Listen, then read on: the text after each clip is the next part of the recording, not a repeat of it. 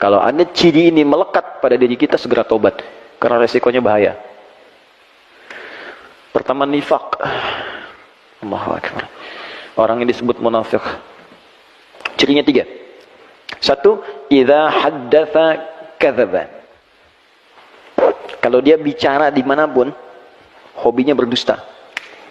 Ingat, hadisnya bukan hadatsa, tapi haddatsa. Beda antara hadatsa dengan haddatsa. Kalau hadatsa, sekali bicara. Mungkin ada orang yang terpaksa berdusta karena satu hal, bukan jadi kebiasaan. Kalau ini, setiap bicara, hobinya dusta. Jadi banyak dustanya dibanding biasanya. Ya, hati-hati nih. Rumah tangga, tanya, kemana ya? Sini dulu, padahal enggak. Kebiasaan. Anak dari kecil ditanya, misalnya, kemana? Awas, hati-hati. Di kantor jadi biasa. Terbiasa bermuamalah dusta. Hati-hati teman-teman, hati-hati. Kalau pilih-pilih pekerjaan yang baik-baik.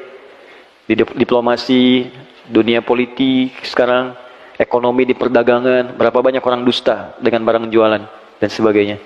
Promosi kan bagian dari pembicaraan. Bikin status, hoax, buzzer gitu, hati-hati tuh. Yang suka bikin yang buruk-buruk itu kan kebiasaan, jadi profesi. Sekarang jadi profesi. Nabi mengancam, dijadiin profesi. Nabi mengancam, jangan, hati-hati ini, kamu bisa jadi munafik, dijadikan profesi, itu bahaya. Itu kalau nggak tobat, makanya kita doakan. Itu kalau malam bangun tuh doakan, ya Allah, jadikan yang orang belum baik jadi baik. Ya Allah, bukakan pintu tobat untuknya, berikan dia hidayah. Ya Allah, aku tahu rahmatmu lebih luas daripada hukumanmu, berikan mereka rahmatmu, berikan kami rahmatmu. Minta. Jadi jangan diperjelek juga, doakanlah. Mungkin ada yang statusnya buruk, ahli maksiat, doakan, mungkin dia jadi orang paling soleh dibanding kita di kemudian hari. Ya, minta sama Allah. Mungkin Anda punya teman-teman, doakan dia.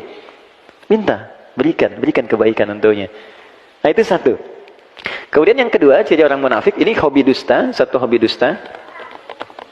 Nah, kemudian yang kedua, wa idza wa'ada akhlafa, sering ingkar janji. Sering ingkar janji.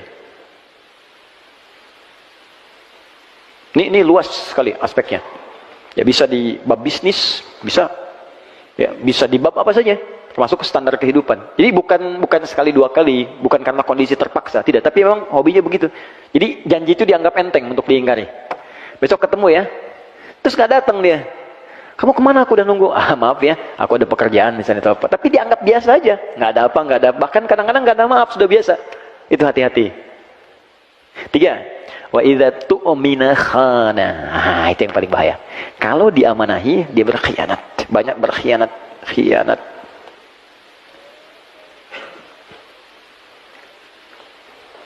Istri, amanah untuk para suami. Suami, amanah untuk istri. Amanah dari siapa? Allah. Allah mudah memasangkan Anda dengan perempuan lain. Tapi kenapa istri Anda yang sekarang dipasangkan dengan Anda? Allah mudah memasangkan suami dengan yang lain. Tapi kenapa suami Anda dipasangkan dengan Anda sekarang? Karena Allah yang punya keyakinan dengan itu, Anda menjadi baik. Itu amanah Allah. Makanya kalau suami menginginkan istri salihah, suami support. Tahajud yuk. Sayang pakai kerudung yang baik ya. Sayang kita ngaji besok ya. Istri begitu.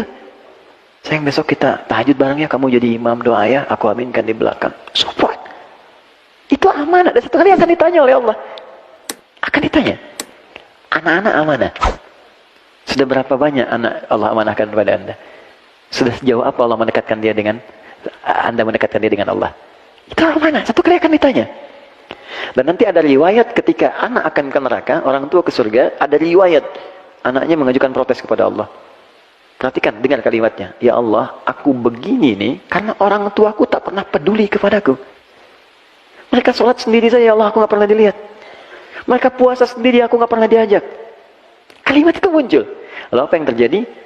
Diadili oleh Allah keduanya, dikonfirmasi ternyata benar kejadiannya. Maka ditukarkan. Semua beban itu dipindahkan kepada orang tuanya, anaknya kemudian dibersihkan, anak yang ke surga, orang tua ke neraka.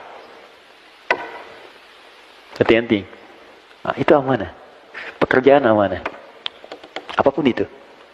Dan semua akan dipertanggungjawabkan. Makanya kalau kita niatkan ikhlas, dunia otomatis datang, akhirat itu akan mulia. Ya, Anda yang kerja apa saja, itu jaga dengan baik. Niatkan ibadah.